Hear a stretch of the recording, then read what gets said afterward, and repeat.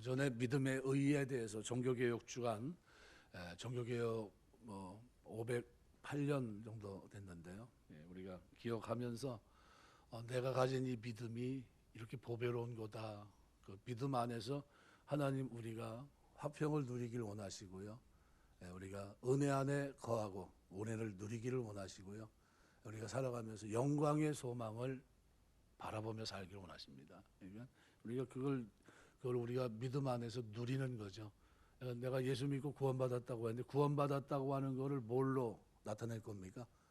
그 삶에서 은혜에 거하는 삶을 통해서 증거하는 것. 평강이 나타나고 기쁨이, 감사가 겸손한 모습으로 주님을 닮아가는 이런 걸 통해서 하나님의 은혜가 나에게 흘러 넘치는 거죠. 그런 은혜가 우리에게 있어야 됩니다. 예배소 1장 지난 시간에 계속 이어서 주님의 몸인 공동체, 교회에 대해서 생각하면서 은혜를 나누려고 합니다. 마이클 그랜트라고 하는 사람은 바울에 대한 책에서 바울이 기독교에 미친 영향을 이렇게 표현합니다. 바울이 몰고 온 대지진과 같은 영적인 혁명이 없었다면 기독교는 결코 살아남을 수 없었을 것이다. 위대한 사도가 될 수 있었던 것은 그에게는 세 가지가 분명했기 때문입니다. 첫 번째는 자기 정체성입니다. 내가 누구냐, 뭘 위해서 존재하느냐, 여기에 대한 정체성에 대한 인식이 분명했습니다. 또 하나는 영적 체험이에요. 우리 신앙생활 하면서 주님을 알아가게 되시길 주의 이름으로 축원합니다. 이게 체험이 없으면요, 신앙이 쉽게 무너집니다. 그렇죠? 우리가 이 세상 한복판에 에스더서를 우리가 쭉 묵상하고 있는데 어떻습니까? 하나님의 섭리를 여러분이 믿게 되시길 주의 이름으로 축원합니다. 하나님이 언약 백성들을 어떻게 하십니까? 언약 백성들을 책임지십니다. 스프라기스, 그죠? 에판겔리아, 약속의 언약을 믿고 있는 그들, 그죠? 하나님을 믿고 예수 그리스도 안에 있는 그들을, 그죠? 하나님 어떻게 하십니까? 언약의 믿음의 후손들을 붙들으시고 섭리 가운데 인도하시고 그들로 하여금 승리케 하십니다. 구약의 역사하셨던 하나님, 그죠? 유대인들을 본국으로 돌아가게 한 유대인들만 하나님께서 도와주신 것이 아니라 전혀 무관하게 흩어져 사는 디아스포라 유대인들을 하나님은 붙드시고 그들에 대한 언약을 성취하십니다. 구원을 이루세요. 이게 불임절입니다. 그럼 오늘 우리가 이 세상에 흩어져 살고 있는데 하나님이 예수 믿는 오늘 우리를 향한 구원사를 하나님이 이루실까요? 못 이루실까요? 반드시 이루십니다. 뭐로요? 하나님의 섭리로. 하나님의 섭리가 뚫지 못하고 가는 길이 있습니까? 없습니까? 없어요. 존재할 수가 없어요. 하나님은 그 능력으로, 지혜로, 그래서 이것을 선취적으로 하나님은 집행해 가십니다. 그러니까 우리가 어떤 사람이 복입니까? 나는 세상으로 보면 조연인데 하나님은 예수 믿는 나를 언약의 성취자로 보시고 주연으로 보십니다. 나를 놓지 않으세요. 이 영혼을 꽉 붙잡으세요. 이 영혼이 하나님 앞에 서는 그 순간까지 영광의 소망을 이룰 때 그때까지 하나님은 섭리를 이루어 가세요. 나의 구원을 완성시켜 가시는 겁니다. 이게 우리가 알고 있는 하나님의 섭리예요. 섭리. 여러분 신앙생활하면서 하나님의 섭리를 믿게 되시길 주의 이름으로 축원합니다. 하나님이 보이지 않고 이름도 부르지 않는 이방 땅에서, 그죠? 이름도 어떻게 두 가지 이름을 가지고 있는 그 땅에서, 그런데 그 땅에서 하나님이 역사할 것 같지 않은 그 환경 속에서 하나님은 어떻게 하십니까? 언약 백성들을 내비두지 아니하시고 버린 자처럼 버려둔 것이 아니라 그들과 함께 하시고 그들을 앞서 행하시며 섭리로 그들의 구원을 완성하십니다. 놀라운 일이죠. 이 일을 지금 신약 예수 그리스도 안에서 오늘 우리에게도 그대로 하고 계세요. 그죠? 세상 한복판에 가면 하나님 이름 부릅니까? 부르지 않죠. 그러나 언약 백성인 조건부 약속이 뭡니까? 스프라기스, 독생자 예수를 믿는 믿음 안에 있는 오늘 우리를, 그것을 하나님께서 귀하게 보시고 그것을 어떻게 해요? 에판겔리아, 그래서 하나님 유언적인 약속, 반드시 지킬 약속으로 하나님 행하십니다. 그래서 창세기 15장에 아브라함과 맺은 언약은 일방적인 언약이라고 보통 표현합니다. 왜요? 아브라함은 유한하기 때문에 오래 살 수 없잖아요. 그 약속을 지키고 싶어도 숨이 끊어지면 끝입니다. 하나님은 어때요? 변함없이 영원하신 분입니다. 약속을 하시고 이루실 수 있는 분입니다. 그분이 우리에게 내가 믿으면 그것이 의롭게 여겨주시고 그 믿음을 의로 여겨주시고 믿음의 조상이 되게 하시고 믿음 안에 이방인 누구든지 율법이 있든 없든 누구든지 믿는 그에게 하나님 어떻게 에반겔리아 유언적인 말씀 성취할 말씀으로 그들에게 복을 주시는 겁니다. 그럼 신앙생활 여러분이 예수 안에 있는데 구원 받을까요? 받지 못할까요? 여기서 우물쭈물하면 다시 청소부터 또 시작해야 돼요. 집에 일찍 가고 싶으시면 대답을 잘 하셔야 돼요. 지금 잠자고 있을 때가 아닌데 지금. 예. 다시 한번 이제 처음서부터 눈 초롱초롱 떠야 되는데. 자, 다시 질문 한번 할게요. 하나님이 구원을 이루실 것 같아요? 못하실 것 같아요? 진짜 집에 가시려고 하는 생각인데. 그 섭리가 이 환경을 뚫을까요? 못 뚫을까요? 뚫어요. 하나님 우리 가정을 다 구원시킬까요? 못할까요? 예, 그걸 여러분이 믿으셔야 돼요. 왜요? 믿는 그에게 하나님이 행하신 일은 너무나도 분명하기 때문에. 그 구원을 누가 일으키세요? 바람은 누가 일으킨다고요? 하나님. 그래서 신약에서 성령을 뭐로 얘기합니까? 바람으로. 거듭나는 것을 바람으로 얘기해요. 서핑을 아무리 잘해도 그죠? 능력이 있어도 바람이 안 불면 서핑이 돼야 안 돼요? 전혀 안 되죠. 하나님은 우리에게 무슨 역할을 합니까? 일이 되게끔 역사하세요. 구원 받을 수 있도록 역사하시고요. 모든 환경들을 주장하시고 악한 자의 악한 것, 모든 법령, 모든 것 위에 누가 계십니까? 섭리하시는 하나님, 우리의 구원을 완성하시고 언약 백성을 놓지 않고 구원을 완성하실 그분이 거기서 앞서 행하세요. 그러면 그분 향해서 아버지라 부르면 대단한 거 아닙니까? 그분이 우리 아버지예요. 우리 집 아버지인데 우리 권사님 아버지는 맞을지 모르겠네. 옆집 부르고 있는 거 아니에요? 예, 예수님 외에는 길이 없어요. 네, 예수 안에 예수 그리스도로 말미암아 이 큰 축복이 지금 우리에게 주어진 겁니다. 그래서 자기 정체성에 대한 인식 그리고 영적 체험 그리고 그다음에 뭡니까? 동역자들 간의 신앙적인 협력의 관계 이 세 가지가 교회 울타리 속에서 있어야 돼요. 그래서 신앙이 성숙하면 성숙할수록 교회 공동체 유익이 됩니다. 제 역할을 해요. 신앙이 성숙하면 성숙할수록 밑가지가 됩니다. 다른 사람이 와서 일을 할 수 있는 배경이 되고 토대가 되줘요. 여러분 그런 믿음의 사람 되시길 주의 이름으로 축원합니다. 그래서 이것이 교회 공동체를 통해 주어지는 것들입니다. 그래서 교회가 무엇인지를 아는 것은 나 자신에 대해서 아는 것만큼 중요합니다. 정체성은 인생의 길을 이끄는 원동력과 같습니다. 내가 무엇 때문에 살고 어떤 방향으로 나아가야 하는지를 아는 것은 자기에 대한 정체성이 확립할 때 가능합니다. 그래서 사도 바울은 늘 뭐라고 예수 그리스도의 종된 나 바울은 이렇게 얘기해요. 자기 정체성은 뭡니까? 종이라는 거예요. 주로 이제 불량자들이 깡패들이 두목이 그런 얘기를 하죠. 뭐라고 얘기합니까? 너희는 생각하지 마. 생각은 내가 할게. 너희는 움직이기만 하면 돼. 이렇게 얘기하거든요. 하나님 우리의 무엇입니까? 우리 머리 되신 분이에요.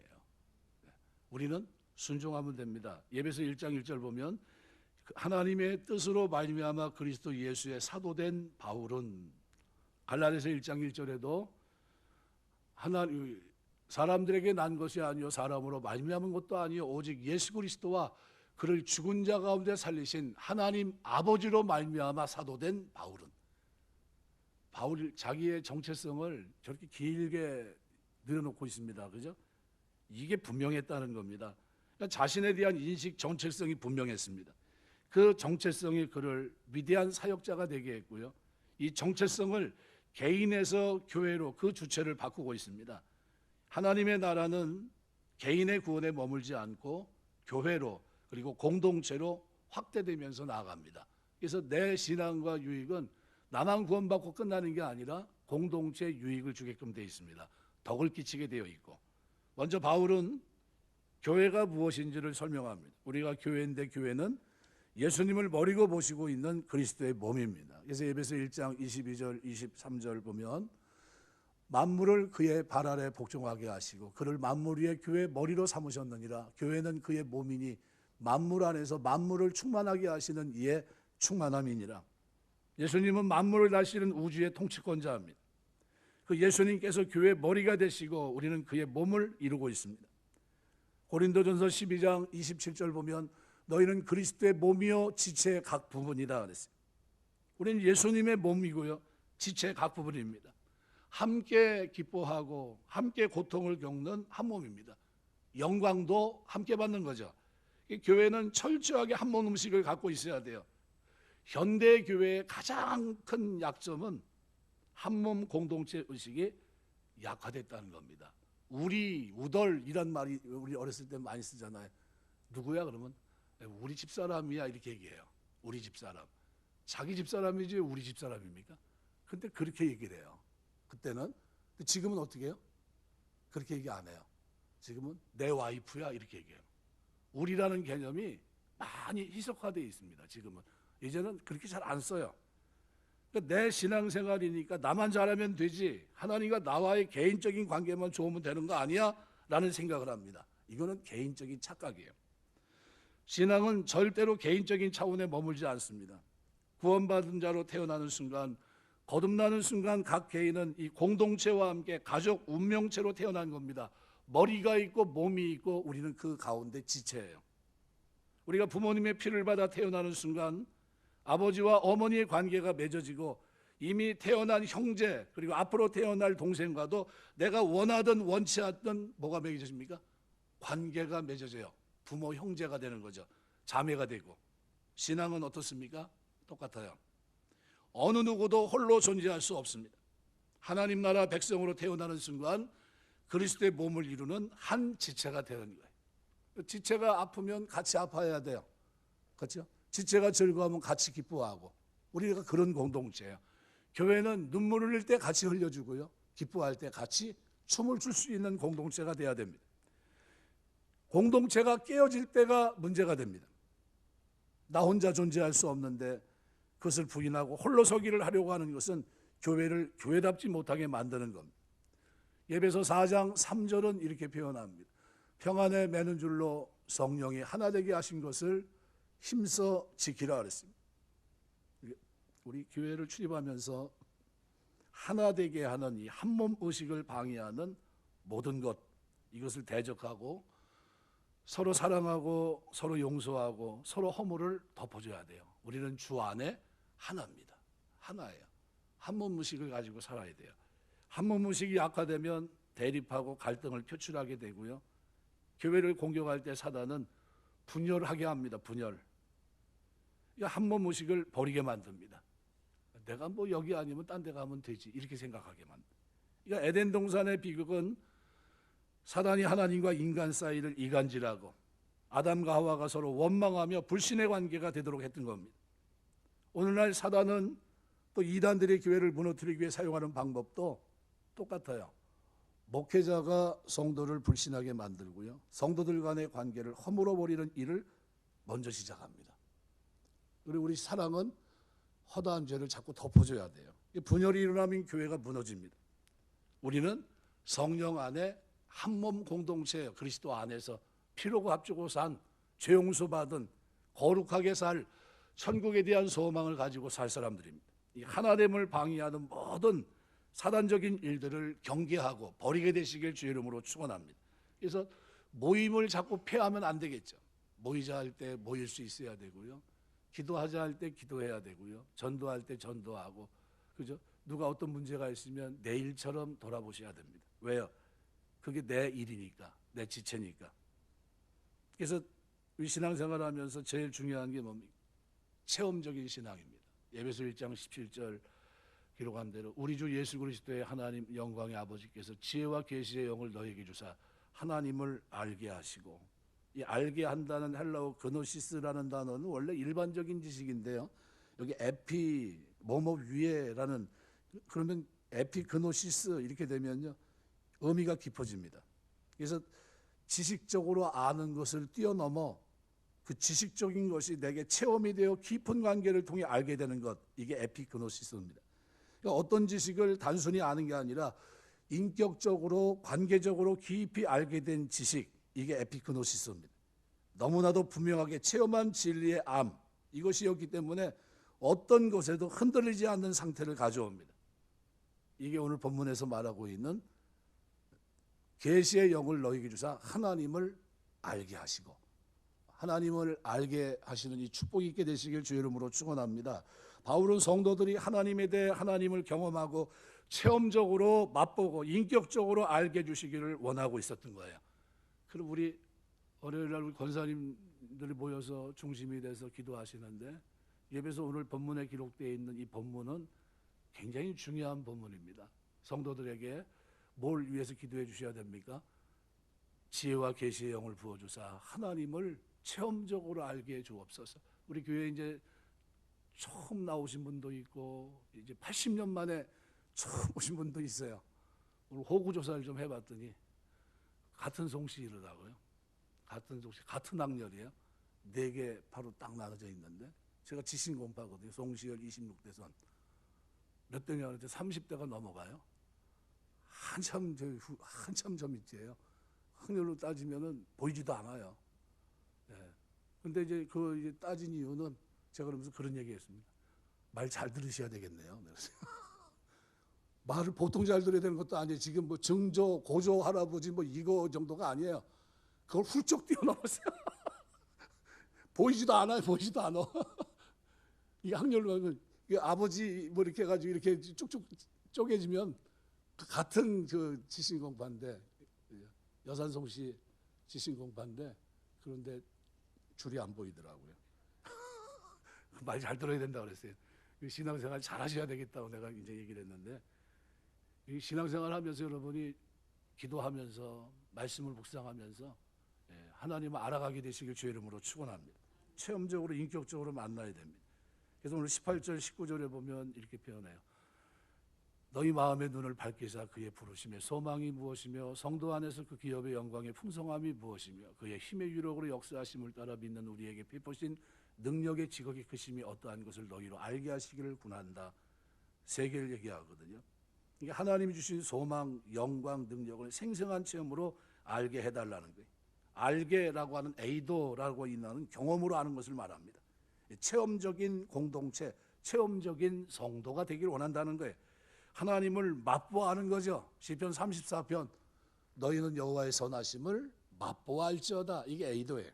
그러니까 체험 공동체가 되게 해달라는 겁니다. 교회는 이 목적을 위해 세워졌어요. 어떤 사람이 됐든 교회에 오면 그가 누구를 알아야 됩니까? 계시의 정신을 주셔서 하나님의 살아계심을 체험하셔야 돼요. 영적인 체험을 함께 나누는 곳, 이곳이 어디입니까? 예배당이에요. 먼저 예배 동역자가 돼야 됩니다. 각 지체는 예배를 통해 그리스도의 몸으로 지음받았습니다. 바울은 로마서 16장에서 자신의 동역자들을 소개하고 있어요. 엄청나게 많은 사람들, 신분에 맞지 않는 사람들이 그의 동역자였습니다.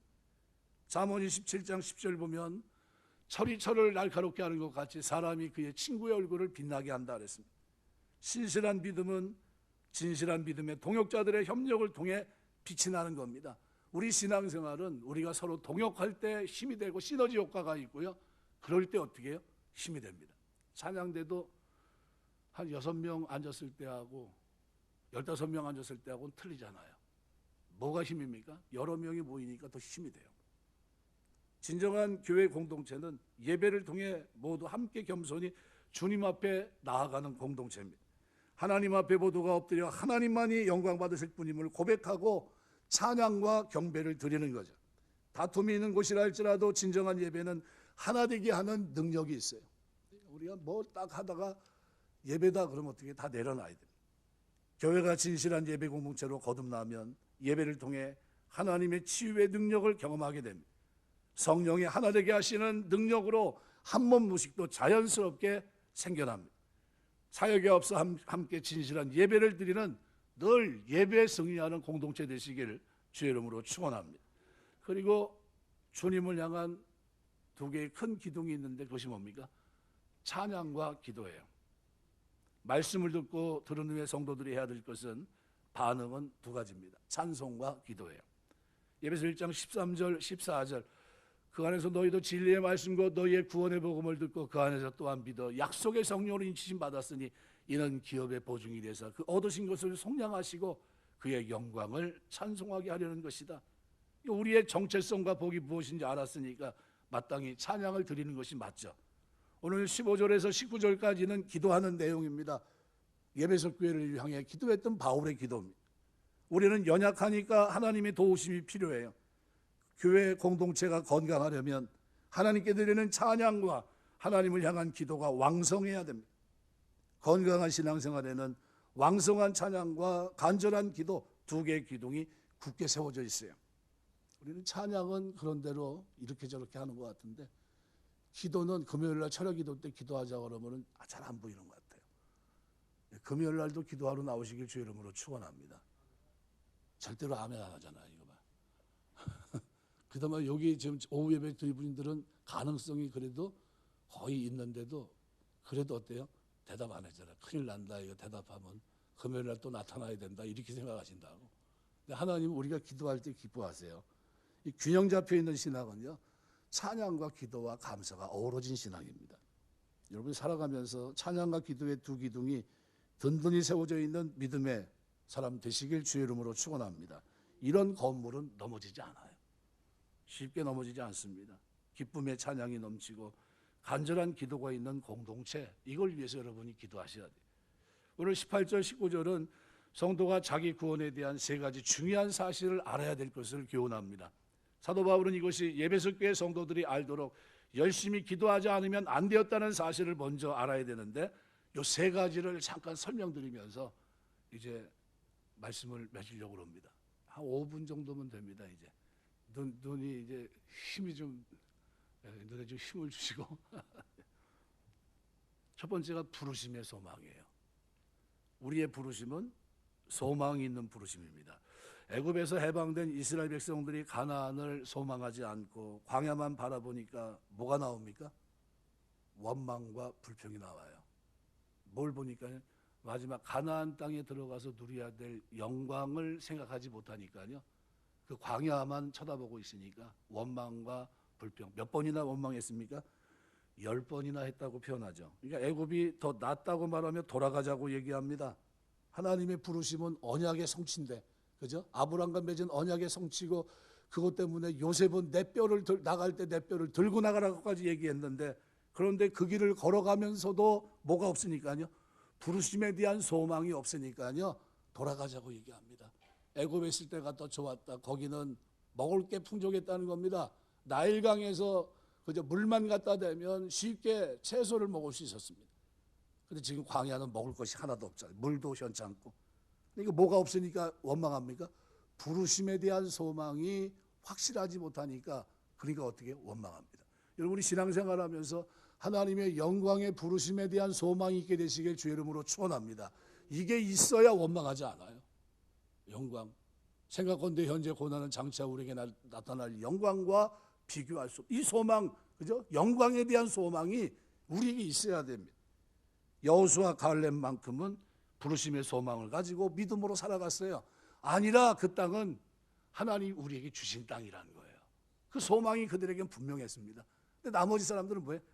거기는 어떻게 들어가? 그거 못 들어가. 거기 있는 사람 봤더니 우린 틀렸어. 이렇게 얘기합니다.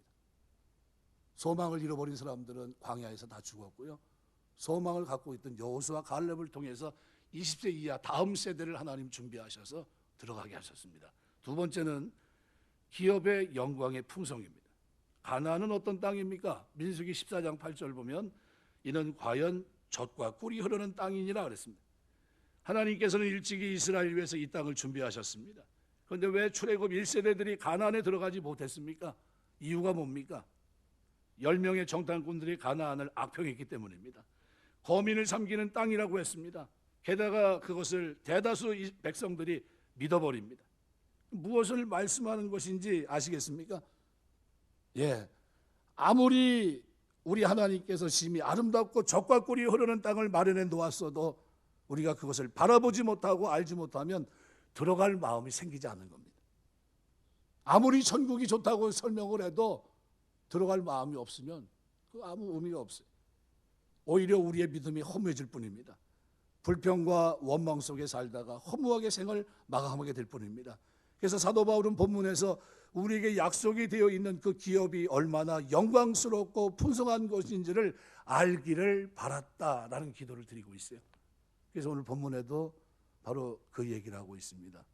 그 기업의 영광의 풍성함이 무엇이며, 이걸 위해서 어떻게 해요? 초신자들이 예수 믿고 실족하지 않도록 기업의 영광의 풍성함이 무엇인지 깨달아 알 수 있도록 하나님 은혜 주옵소서 기도하셔야 되고요. 마지막으로 세 번째 보면 믿는 우리에게 베푸신 능력의 지극히 크심에 대해서 기도해 줘야 됩니다. 가나안과 연관지어서 생각해 보면요, 출애굽 1세대들이 왜 가나안에 들어갈 생각을 못했습니까? 그들은 악평하는 10명의 정탐꾼들을 통해서 그곳에 네프림 후손, 그죠? 아낙 자손을 보았기 때문입니다. 뿐만 아니라 아말렉, 헷, 여부스, 아모리, 가나안 자손들이 거하는 것을 봤습니다. 한마디로 자신들의 힘으로는 도저히 들어갈 수 없다고 본 겁니다. 거기에 좌절과 원망이 실패의 원인이 있었습니다. 하지만 가나안에 들어가는 것이 그들의 힘으로 말미암은 것입니까? 아니죠. 그건 뭐예요? 언약의 성취예요. 언약의 성취.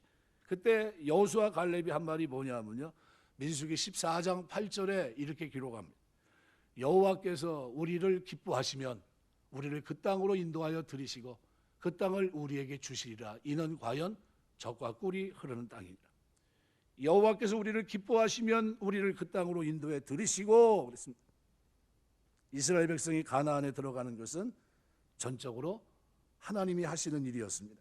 애굽에서 나오게 하신 분도 하나님이시고 가나안에 들어가게 하시는 분도 하나님이십니다. 이스라엘 백성에게는 그러한 능력이 전혀 없었지만 하나님께서는 능히 그러한 능력이 있었습니다. 그러므로 오늘 우리 역시 이 사실을 깨달아야 됩니다. 전혀 무능한 이스라엘 백성들을 가나안으로 이끌어들이신 하나님께서 연약한 우리 역시 기업으로 풍성으로 이끌어들이실 능력이 있으시다는 이 사실을 잊지 말아야 돼요. 이스라엘 백성들이 출애굽하면서 놓친 것이 있습니다. 그게 뭡니까? 하나님의 능력을 잊어버렸다는 거예요. 그 하나님이 어떻게 크신 분이라는 것을 놓쳤던 겁니다. 그래서 오늘 본문에는 그렇게 표현합니다. 우리에게 베푸신 능력의 지극히 크심이 어떠한 것을 너희로 알게 하시길 원하노라. 우리의 구원을 위해서 하나님이 행하신 큰 일들, 이것들을 놓쳐서는 안 됩니다. 능력이 있으신 정도가 아니라 이미 능력을 베푸셨다는 사실을 놓쳐서는 안 됩니다. 우리가 구원을 완성하기 위해서는 세 가지 사실을 분명히 인식하고 살아야 됩니다. 부르심의 소망과 기업의 영광의 풍성함과 우리를 구원하신 하나님의 능력의 지극히 크심이에요. 이 세 가지가 뭐예요? 바울이 기도하고 있던 기도 제목입니다. 하나님, 그들이 하나님을 알기를 원합니다.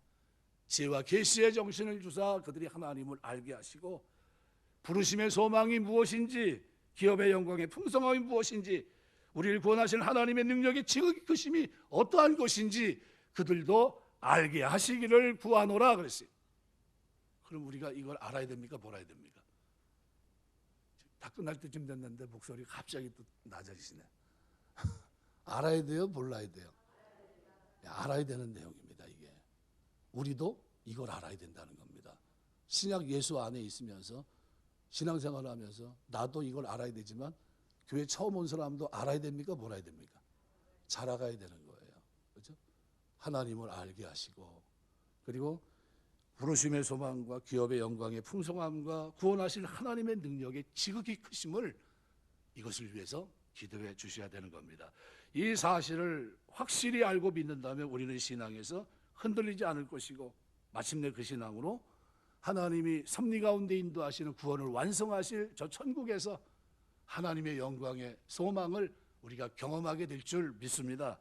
요한복음 17장 24절 이렇게 표현합니다. 아버지께서 내게 주신 자도 나 있는 곳에 나와 함께 있어 아버지께 창세전부터 나를 사랑하심으로 내게 주신 나의 영광을 그들로 보게 하시기를 원합니다. 언제 뭘 본다고요? 창세전부터 나를 사랑하심으로 내게 주신 나의 영광을. 그죠? 엄청난 거죠. 그때부터 계획하신 그 영광이에요. 만약에 어떤 작품을 만들려고 한다면요, 심사숙고해서 오랜 세월, 그죠? 그걸 위해서 지금 모든 게 준비가 됐던 겁니다. 그죠? 이 영광을 하나님께서 알게 하시겠다. 빌립보 1장 6절, 너희 안에서 착한 일을 시작하시니까 그리스도 예수의 날까지 이루실 줄을 우리가 확신하노라. 히브리서 6장 11절 우리가 간절히 원하는 것은 너희 각 사람이 동일한 부지런함을 나타내어 끝까지 소망의 풍성함에 이르러 그랬습니다. 말씀을 맺겠습니다. 우리의 구원을 완성하시기 위해 섭리하신 하나님께서 앞서 행하십니다. 하나님을 부를 수도 못하고 부를 수도 없는 환경이 우리가 처한 환경이라 할지라도 하나님은 그 섭리는 이 모든 것을 뚫고 나가면서 오늘 우리로 하여금 하나님이 계획한 영광의 자리에 이를 수 있도록 하십니다. 우리가 믿음 안에 있다고 한다면 우리의 믿음은 하나님을 알아가는 데 있어서 깊이 있는 지식의 모습이 있어야 되고요. 그 모습 속에는 우리 신앙생활 속에는 반드시 부르심의 소망이 뭔지, 기업의 영광의 풍성함이 뭔지, 우리를 구원하실 하나님의 능력이 얼마나 크신지 이것을 우리가 알아야 돼요. 그래야 흔들리지 않는다는 겁니다. 견고하게 세워져서 우리가 하나님이 우리에게 주고자 했던 창세전부터 예수님에게 사랑하는 자에게 주셨던 그 영광을 우리가 보게 되는 줄 믿습니다. 살아가면서 우리 신앙생활 하는 동안 여러분의 믿음이 성숙하게 되시길 주의 이름으로 축원합니다. 개인에서 머무르지 마시고요.